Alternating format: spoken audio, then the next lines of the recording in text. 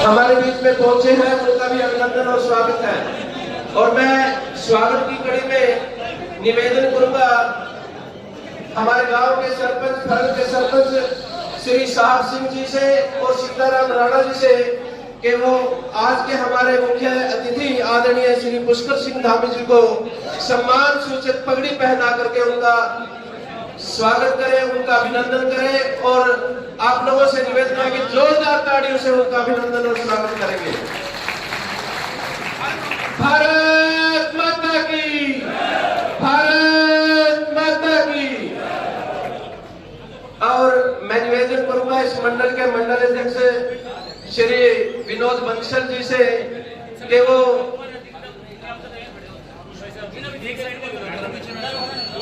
मैं इस मंडल को पुष्प देकर के उनका अभिनंदन और स्वागत करें। श्री नरेंद्र राणा और प्रदीप राणा जी से भी मैं निवेदन करूंगा कि वो हमारे सांसद श्री नवीन जिंदल जी को सम्मान सूचक पगड़ी पहना करके उनका अभिनंदन और स्वागत करें। प्रदीप राणा जी और नरेंद्र राणा जी।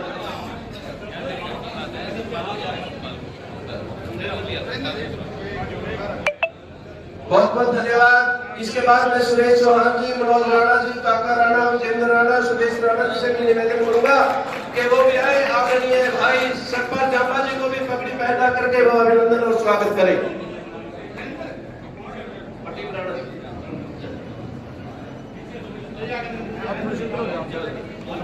एक कदम हो ले। बहुत बहुत धन्यवाद। इसके बाद मैं विक्रम राणा जी से निवेदन करूंगा कि वो शक्ति का प्रतीक तलवार भेंट कर करके उनका अभिनंदन और स्वागत करेंगे। भाई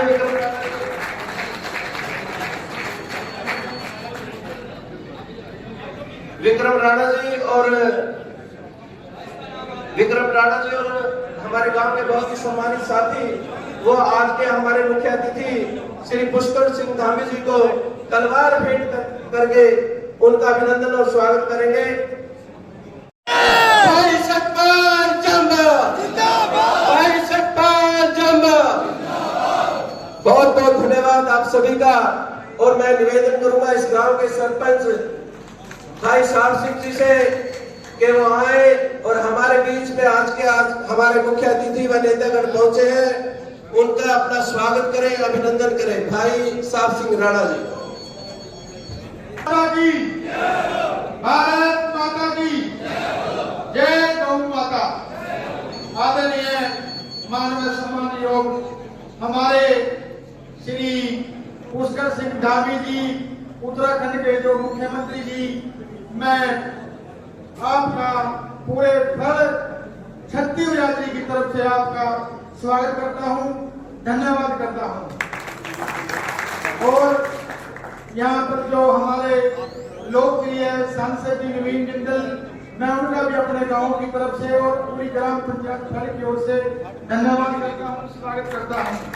और जितने और हमारे बीजेपी पार्टी से जो प्रत्याशी श्री सतपाल जांबा जी, मैं उनका भी यहाँ पहुंचने पर धन्यवाद करता हूँ, स्वागत करता हूँ। और जितने भी भाई हमारे अपने जो अनुश्राव जी यहाँ आए, मैं उनका भी तहे दिल से धन्यवाद करता हूँ। और जितने भी यहाँ मंच पर बैठे, सबके का नाम नहीं जानता, जितने भी सम्मानित व्यक्ति यहाँ पर मंच बैठे, सबका अभिनंदन, स्वागत। और हमारे गांव से जो अपना सीजन का कीमती वक्त निकाल कर जो यहाँ 2 घंटे से बैठे हैं, मैं पूरे भाईचारे का स्वागत करता हूँ, धन्यवाद करता हूँ, अभिनंदन करता हूँ। और हमारे पत्रकार जो हमारे पूरे इलेक्शन की और कड़ी की पूरी जान है, मैं इनका भी तहे दिल से धन्यवाद करता हूँ। आदरणीय हमारे पुष्कर सिंह जी, मुख्यमंत्री जी, धोनी जी, यहाँ पर आने का एक अलग ही जोश मिला मेरी बिरादरी में। और आदरणीय नवीन जिंदल जी, जो कि हर गांव से 2500 वोट देकर फलवाड़ में जिताया था। और आदरणीय जितने भी मेरे हल्के से आए बुजुर्ग नौजवान साथी यहाँ फल में आने के उनका धन्यवाद करता हूँ, स्वागत करता हूँ। धन्यवाद। जय हिंद, जय भारत। बहुत बहुत धन्यवाद सरपंच साहब। हमारे बीच में उत्तराखंड से पूर्व राज्य मंत्री श्री विनय गुहेला जो भी हमारे बीच में पहुंचे हैं, उनका भी यहाँ अभिनंदन और स्वागत करता हूँ।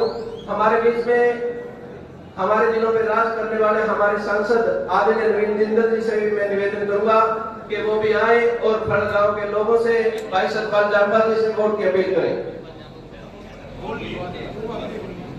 आदरणीय नवीन जिंदल जी, जोरदार तालियों से। जय श्री राम। जय श्री राम। बहुत ही आदर और मान के योग उत्तराखंड के आज तक के सबसे युवा मुख्यमंत्री हमारे भाई पुष्कर सिंह धामी जी पर जोरदार ताली बजाकर हम फरल गांव में जोरदार ताली बजाकर हम स्वागत करें। यहाँ पर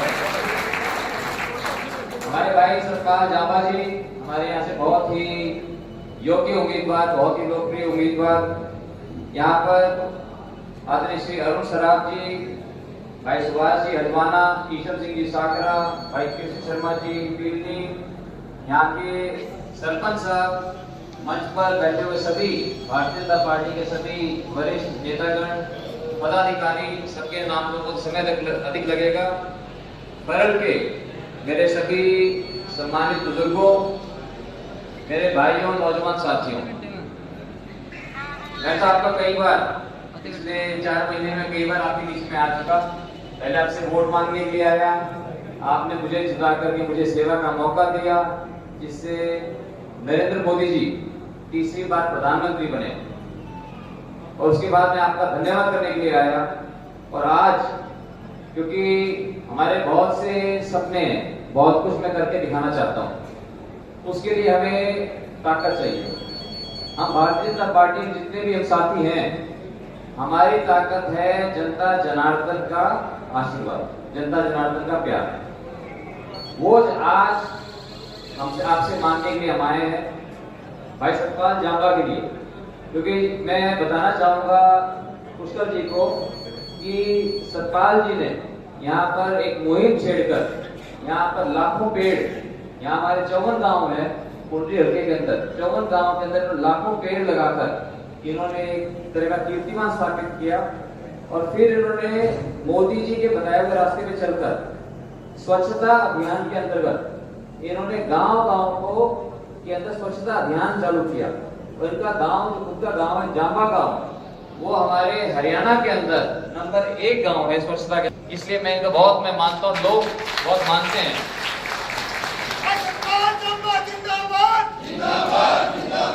तो आज हमारे भी अंदर एक नया जोश भरने के लिए, मैं तो आपके बीच में बोलता रहता हूँ, इसलिए मैं ज्यादा समय नहीं लेना चाहता। नया जोश भरने के लिए आज पुष्कर सिंह धामी जी हमारे बीच में आए हैं।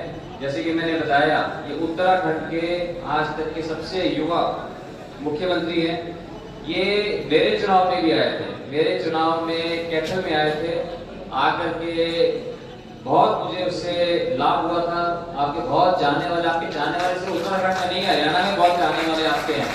इसके लिए मैं पूरे संसदीय क्षेत्र की जनता की तरफ से मैं आपका धन्यवाद करता हूँ कि जो आप मेरे चुनाव में भी आए और हरियाणा से इनका एक विशेष लगाव है, हरियाणा के लोगों का इनसे एक विशेष लगाव है, जिसके कारण जब भी हम इनको बुलाते हैं ये हमारे बीच में आते हैं। और आपको जान के खुशी होगी कि इनके नेतृत्व में उत्तराखंड के अंदर बहुत तरक्की हुई है। उत्तराखंड में जो विकास का मॉडल है वो काबिले तारीफ है और पूरे देश के अंदर उसको एक उत्तराखंड मॉडल, उसको एक जो है उसको इनके नाम से धामी मॉडल भी कहते हैं। तो वहाँ के इन्होंने युवाओं को बहुत प्रोत्साहित किया है। हमारे वहाँ बहुत धाम है, वहाँ पर धामों के अंदर इन्होंने बहुत काम किया है। केदारनाथ की कायाकल्प करने के अंदर पुष्कर धामी जी की बहुत बड़ी भूमिका है। पर जोरदार ताली देकर के हम इनका धन्यवाद करें। और मैं समझता हूँ कि आज हमारे अंदर ये एक नया जोश भरेंगे। तो बिना किसी विलंब के मैंने आग्रह करूंगा कि आए और हमारे को अपना संदेश दें। हमारे बहुत ही आदर और मान की उत्तराखंड के यशस्वी मुख्यमंत्री पुष्कर सिंह धामी जी, जोरदार ताली बजाकर इनका स्वागत करें।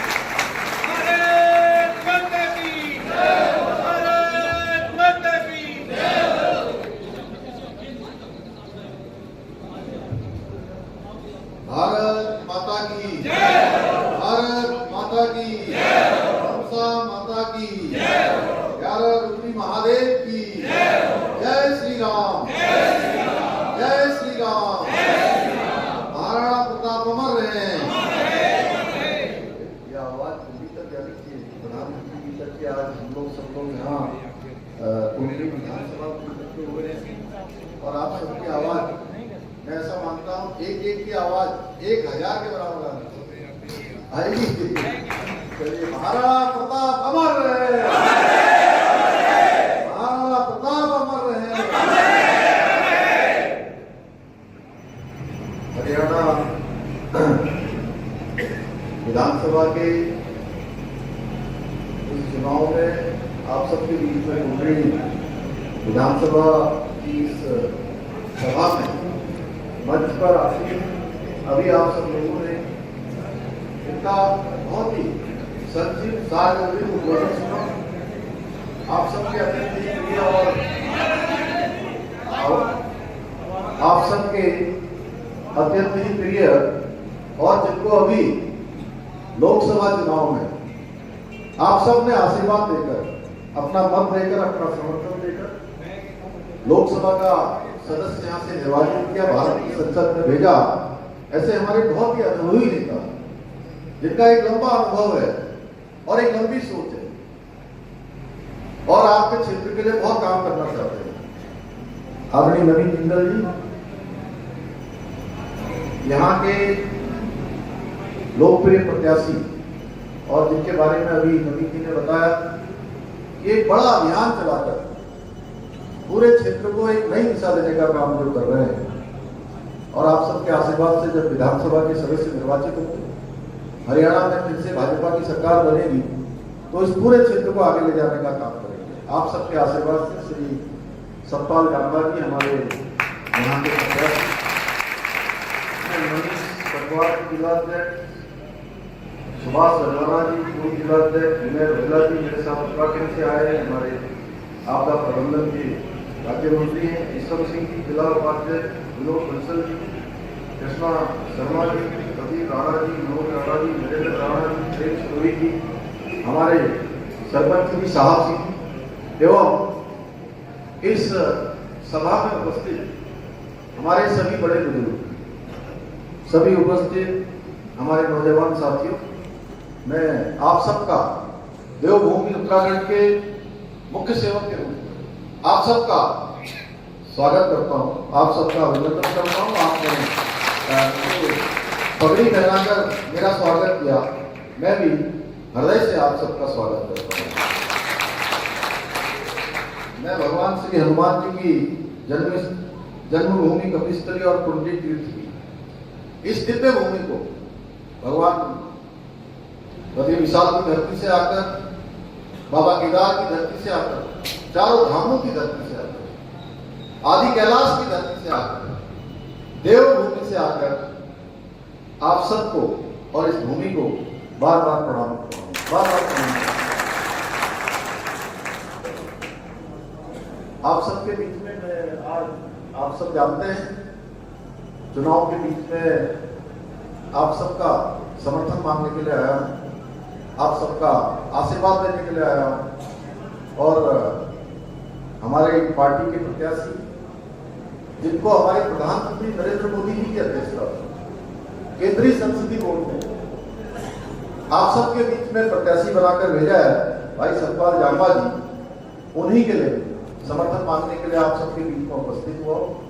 आप सब जानते हैं कि पिछले 30 वर्षों से इस सीट पर किसी न किसी निर्दलीय उम्मीदवार ये सीट जीती जाती है, यानी कि निर्दलीय उम्मीदवार आप जानते ही हैं, जीतने के बाद वो क्षेत्र के बारे में कम सोचते हैं और जिधर सरकार बनती है या जिधर उनको अपना फायदा दिखाई देता है, जहां भी गुणा भाग ज्यादा होता है, मोल भाव ज्यादा होता है, उस तरफ चले जाते हैं। इसलिए मैं आपसे इनके लिए समर्थन मांगने आया हूं कि 5 तारीख को आप इनके चुनाव निशान कमल के फूल पर आप वोट देकर इनको विजयी बनाएंगे, विधानसभा का सदस्य बनाएंगे और आपका दिया हुआ एक एक वोट इस पूरे क्षेत्र को समृद्धि की ओर ले जाएगा, प्रगति की ओर ले जाएगा, उन्नति की ओर ले जाएगा और पूरे हरियाणा को डबल इंजन की शक्ति के साथ आगे बढ़ाने का काम करेगा। हम सभी जानते हैं मैं हरियाणा में अनेक सभाओं में जा चुका हूं, और एक बात, जो पहले लोग शुरुआत के दिनों में कांग्रेस के लोग बड़े भ्रम में थे, दूसरी पार्टियों के लोग बड़े भ्रम में थे कि यहाँ पर हमारी सरकार बनने वाली है। लेकिन मैं आपको बताऊं, मैं लगभग 10वीं सभा में आज आप सबके बीच में आया हूं, और आपकी तरह ही जो ऊर्जा मुझे आप सब में दिखाई दे रही है, वो ऊर्जा मुझे पूरे हरियाणा के अंदर दिखाई दे रही है। और मेरे मन में कोई संशय नहीं है, मैं आप सबके बीच में कह रहा हूं कि यहाँ पर डबल इंजन फिर से बनने वाला है, डबल इंजन लगने वाला है, फिर से कमल चलने वाला है, हरियाणा सरकार बनने वाली है। और तो 10 सालों में जब लोग कहते हैं कि 10 सालों में क्या काम हुआ है, 10 सालों में हरियाणा की तकदीर और तस्वीर बदलने का काम हुआ है। 10 सालों में हरियाणा अनेक क्षेत्रों में आगे गया है, बड़े बड़े राजमार्ग बने हैं, एलिवेटेड रोड बने हैं। 2014 से पहले मैं बात इसलिए कह रहा हूं कि हम सब लोग महाराणा प्रताप को अपना आदर्श मानते हैं, जिन्होंने घास की रोटियां खाना स्वीकार किया, लेकिन उन्होंने झुकना स्वीकार नहीं किया, मान सम्मान के साथ समझौता करना स्वीकार नहीं किया। इस नीति और नीति पर चलने वाले लोग, इसी प्रकार से हमारे प्रधानमंत्री मोदी जी ने पूरी दुनिया के अंदर हमारा मान सम्मान बढ़ा है। 2014 से पहले भारत की पहचान एक टप्पू भारत के रूप में थी, एक पिछलकू भारत के रूप में थी, और विश्व के बड़े बड़े मंचों पर हम अपने हितों की बात भी नहीं कर पाते थे भाई, और हमारी पहचान बन गई थी कि हम पीछे रहते हैं, दबे हुए रहते हैं, अपनी बात भी नहीं कह पाते। ऐसे टप्पू भारत और पिछलकू भारत से निकालकर दुनिया का सिरमौर भारत बनाने की दिशा में हमारे प्रधानमंत्री मोदी जी ने पूरे भारत को आगे बढ़ा दिया। आज दुनिया के अंदर कोई घटना होती है तो लोग भारत के रुख का इंतजार करते हैं। यूक्रेन युद्ध हो रहा था, रूस यूक्रेन युद्ध के समय में किस प्रकार से जब हमारे देश के लगभग 30,000 के लगभग हमारे छात्र वहां फंस गए थे, आपके हरियाणा के भी फंसे होंगे, उत्तराखंड के भी फंसे थे, पूरे देश भर के फंसे थे। उन छात्रों को जब वहां से निकालना था तो हमारे प्रधानमंत्री जी ने रूस और यूक्रेन दोनों के राष्ट्रपतियों से बात करी और 4.5 घंटे का युद्ध विराम कर दिया। 30,000 हमारे बच्चे सुरक्षित जो है यूक्रेन की सीमा से बाहर आ गए।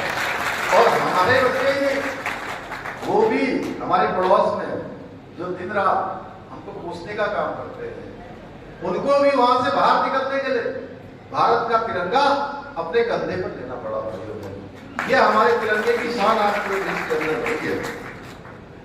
अब मैं हरियाणा की बात करूं, जब लोग कहते हैं क्या काम हुआ, तो हरियाणा में देखिए अनेक जन कल्याणकारी योजनाओं के माध्यम से हर एक व्यक्ति के जीवन को आगे बढ़ाने का काम हुआ है। 10 वर्षों में विश्व स्तरीय यहाँ पर हाईवे बने, एक्सप्रेस वे बने, ग्रामीण क्षेत्रों तक सड़कों का निर्माण हुआ है। आपके यहाँ कैथल राजस्थान परियोजना को मंजूरी प्रदान की गई है। कैथल हिसार अंबाला कैथल हाईवे का चौड़ीकरण का कार्य भी आगे प्रस्तावित है, जिससे आवागमन आसान होगा, रफ्तार तेज होगी। भ्रष्टाचार का मामला कहीं सामने नहीं आया है। वहीं दूसरी तरफ कौन से लोग हैं जो आज हमारे सामने खड़े हैं, उसमें कांग्रेस इंडी गठबंधन के लोग और जो जनता को ठगने के लिए कभी हरियाणा में एकजुट होकर चुनाव लड़ते हैं, दिल्ली में एक साथ चुनाव लड़ते हैं, हरियाणा में अलग लड़ते हैं, पंजाब में अलग लड़ते हैं। जब जब इनको जैसा जैसा मौका लगता है कि आप पार्टी कांग्रेस पार्टी एक में मिल जाते हैं, कभी अलग अलग होने का ढोंग करते हैं। लेकिन मैं आप सबसे कहने के लिए आया हूं कि आपको इनके बहकावे में नहीं आना है। ये लोग सिर्फ अलग होने का झूठा भ्रम फैलाते हैं।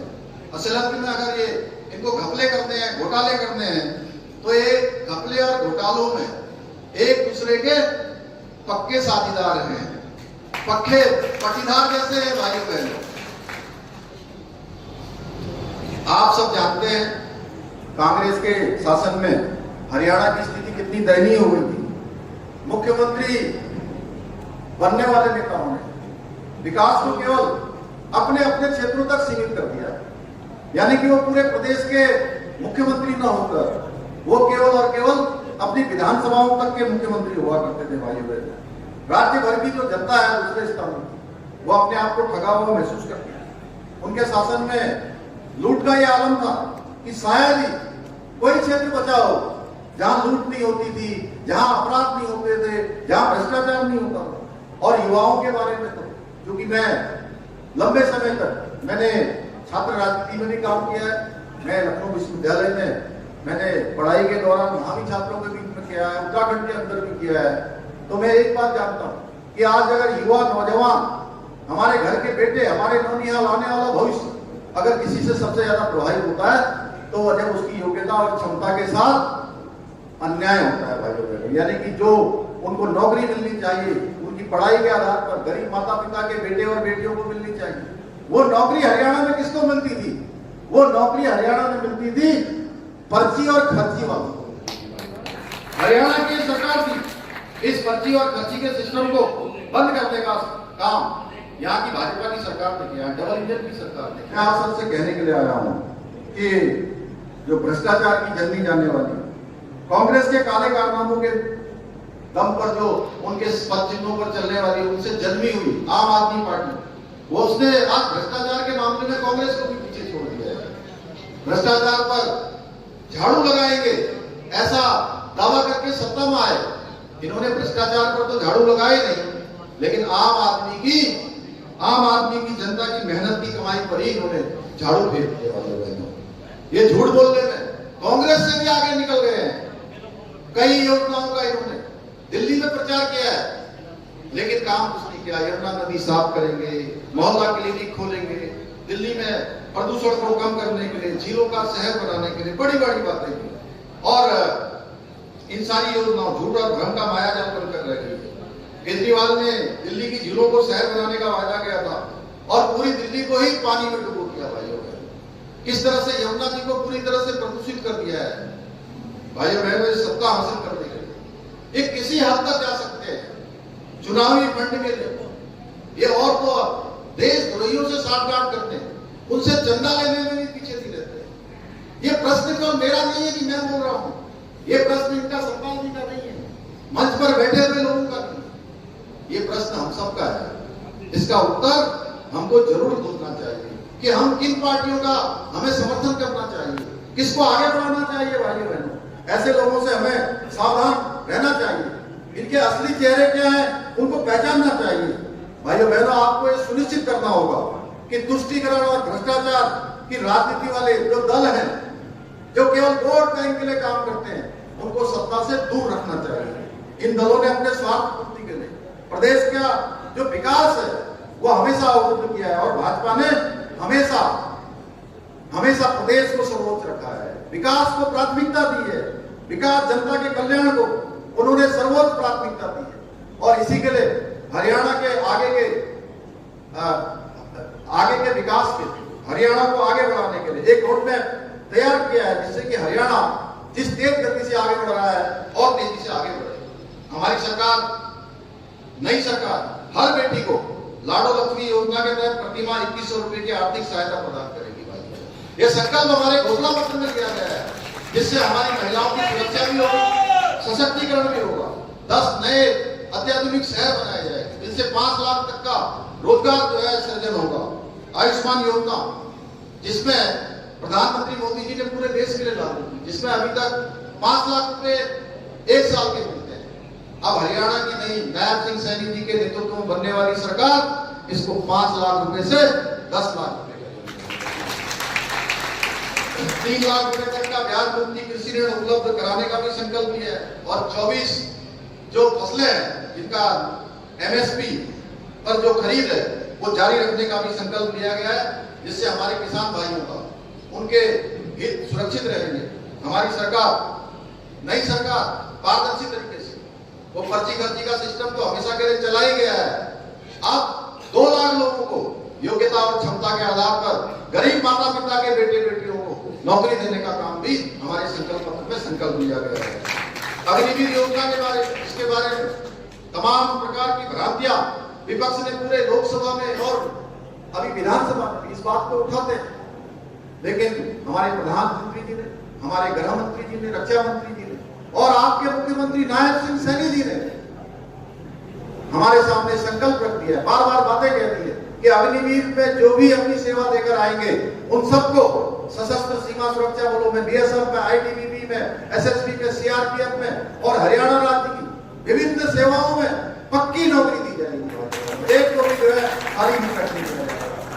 अव्वल बालिका योजना में तो एक एक व्यक्ति को, मैं ऐसा मानता हूं, मैंने जैसे शुरू में जब आपसे मैं जय घोष करवा रहा था तब मैंने आपसे कहा कि आप सब यहाँ पर एक व्यक्ति नहीं है, एक व्यक्ति 1000 के बराबर है।